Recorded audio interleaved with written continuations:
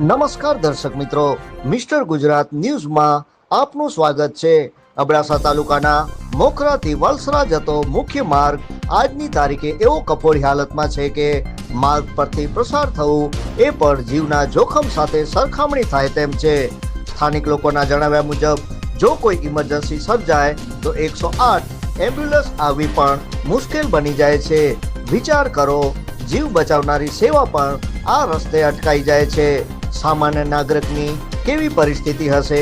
ગ્રામજનોની કહાની સાંભળીએ તો ખબર પડે કે આ માર્ગ માટે ઘણા સમયથી રજૂઆતો કરવામાં આવી છે, પરંતુ તંત્ર તરફથી કોઈ કાન આપતું નથી।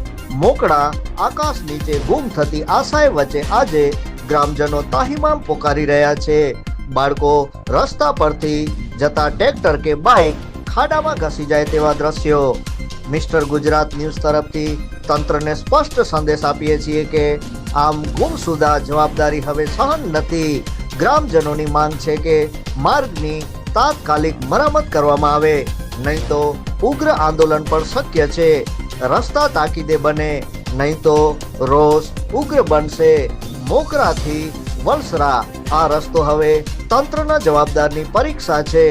ગામના નજીવનની પણ શાંતિ છે। હવે પ્રશ્ન એ છે કે તંત્ર ક્યારે જાગશે? જોતા રહો મિસ્ટર ગુજરાત ન્યૂઝ, સત્યતાની સાથે।